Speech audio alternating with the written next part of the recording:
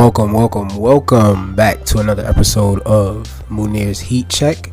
I am your host, Hakeem, and what can I say? The Miami Heat have gone out and made some moves this offseason. Some very good moves that I am excited about and cannot wait to see on the court next season. Now, I know a lot of people still don't believe the Heat are favorites to do anything. They think they're maybe a top 3 team in the East now, but I disagree. And of course, I have my Heat bias, so we'll go with that. But I do think we're going to win the chip this year. And I'm saying that now. But I did just want to go over the Heat free agent signings. On some of the players that we brought in this offseason. First, I wanted to start off with, of course, the big fish, Kyle Lowry. He filled that need that we needed at the point guard position, and I'm excited to have him. Yeah, he's 35, so what? Let that man be. He's 35, but he's still balling. He's still out here. He can be productive. A floor general. He can still get us buckets, and most importantly, he can play some defense. That's the biggest thing. You're going to join the Heat, you need to bring some defense, and Kyle Lowry brings that in a role that we needed this year. 2 of the bigger roles we needed this year: a point guard and a 4. And I'll touch on the 4 later down the line, but right now, yes, we brought in Kyle Lowry. What did it cost us? It cost us someone that I'm going to miss on the roster, Goran Dragic. I consider him a Heat lifer. I consider him a Heat legend. Not many do. You know who you are when you listen to this. I consider him a Heat legend, I would say. So, of course, thank Dragic for everything he's done. We got rid of Precious Achiuwa as well in that trade, which, I think that's a good pickup for Toronto. They have a good system over there where they can help him grow and become exactly what he wanted to be. But we got rid of Dragic, we got rid of Precious, and then we got rid of a pick. So all in all, we got the quote-unquote best free agent available, and that was Kyle Lowry. So that's definitely a win for the Heat, hands down. What Kyle Lowry will do for this team, Bam's development, helping Jimmy. Cannot wait for that. Cannot wait for him to step on the floor. So that's the first guy we signed. Couple more people we brought in to touch on the 4 position. We brought in 2. We brought in PJ Tucker, and we brought in Markieff Morris. Now, I will say, I think both great options, good signings as well too, especially the size for Morris, and Tucker can play up. Both defensive players, both considered dogs around the NBA. Hard, gritty players to come in, Pat Riley style players, as you'll hear a lot of people say. I think those were great signings to bring in to play our 4 position. Now, I do think Tucker should start, and Moore should come off the bench. I don't care who finishes the game. Whoever's playing better, you can finish the game. But I do think we should start Tucker, mainly because Markieff is more offensive, and we're going to need a scoring punch off the bench still, because we still need a scorer off the bench. But as far as those 2 signings, great signings for the Miami Heat. Of course, are there other people we might have wanted over Tucker? Yes, I know there were rumblings of other 4s out there that we wanted to sign, but for what we got, I do think those were 2 great pickups. There were rumors about us signing DeRozan at the 4. Love DeRozan. Great player. He's going to do well in Chicago. I think Chicago's going to be better than some people think, but he's not a 4, in my opinion.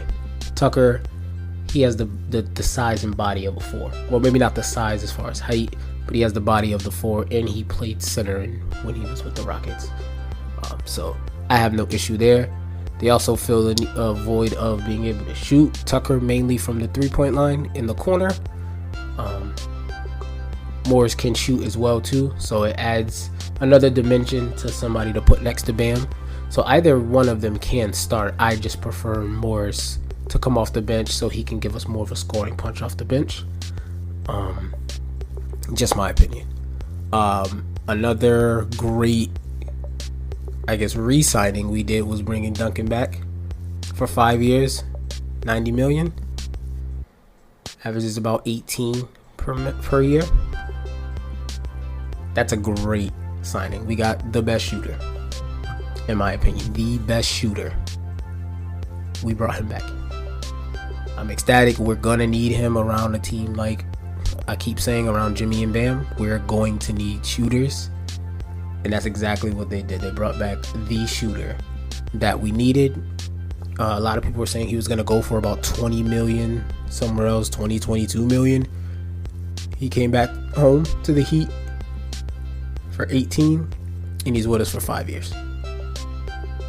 You know, congrats to Duncan on being an undrafted player and making that much. It shows his work ethic, and I do think he is going to only improve. People call him one-dimensional. Yeah, he may not play defense, but with the starting lineup we have or will have, that won't be an issue. We can make up for his defensive deficiencies, I should say. But he's going to make up for it on the offense with the shooting, and he's even started putting the ball on the floor and started getting to the basket, and he's talked about trying to improve on that as well as pulling up in the mid-range. So I can't wait. Duncan is a great player who's going to be with us pretty much through all of Bam's time that he's with us here. And I think they can grow and improve with each other. So great re-signing there. Next player I want to touch on would be bringing back some of the players we had last year. So we re-signed Dwayne Dedmon. We brought back Gabe Vincent, and we brought back Max Strus. So of course we know what Dedmon brought to the table last year. We needed him back. Coming off the bench with Morris gives us a good two-headed monster coming off the bench. Do I know if they both will play every game? Well, maybe Morris, but do I know if Dedmon will play every game? I'm not sure, but just bringing him back is a bonus, and we know we at least have him as an option off of the bench. So that's great to me. I love it. Gabe Vincent, good, nice defensive point guard. Don't know how many minutes he will see, but he is a shooter, something that we need. And then Max Strus is the one I'm most interested in seeing, because last year Max Strus had an up and down season, but he still did his thing. Like, he'll have nights where you hand him the ball, he's shooting as soon as you give him the ball. First second on the floor, he gets the ball, he's putting up a shot, and it goes in. It's crazy. And he can also do more things with the ball as well too. So I can't wait to see that. Great signings just to, help fill that roster. And then the last spot, I think this is a very crucial signing, was Victor Oladipo. Bringing Victor Oladipo in, 1-year deal, he gets to prove himself. If Victor Oladipo heals well, because I don't think he's going to play for the start of the season. I'm not sure on his timetable back with us, but if he plays once he comes back, if he plays like Victor Oladipo, come on now. He was one of the, I wouldn't say top, but he was definitely a good star, good two-way guard out there in the league. If Victor Oladipo returns to Victor Oladipo and he's coming off the bench with Tyler Hero to score, facilitate, and be Oladipo, where he could just come off the bench and score, do what he has to do? Come on. How is this not a team that everyone in the East should fear? Yeah, Brooklyn has Harden, KD, Irving. Yeah, we get it. Milwaukee just won a championship. Yeah, we get it, but we stole PJ from you. Not that he was the reason you won, but we stole PJ from you. So, come on. I do think it's going to be a great year for the Heat. I'm happy. I'm sure they aren't done making moves. Who knows? And who knows what could also happen at the trade deadline too. So I just think this offseason was great for the Heat. They kind of filled every role they can. If Oladipo turns out being what Oladipo should have been when he first got here, I give this entire offseason an A. I won't go A+, but I'll give it an A. Because I do think we addressed most of the needs we need, except for maybe more scoring off of the bench. That's about it. But again, like I said, if Oladipo turns back to Oladipo, that's a great option off of the bench to have scoring, in my opinion. So I don't know. You guys tell me what you think. I'll end the episode here. I'm looking to drop a few more episodes just talking about, kind of everybody's fit, what we look like going forward, maybe the starting lineup, the coming off the bench, my predictions, more predictions of how we'll do in the East. Of course, as a Heat fan, I'm always going to say we're going to win it until we don't win it. So that's always me guessing with my heart here, I guess I would say. But I'll go more into depth about what I think we're actually going to do this year, how I think we're going to play this year. And then I'll also try to take a look at some of the summer league games that we have going on and cover those a little bit as well too.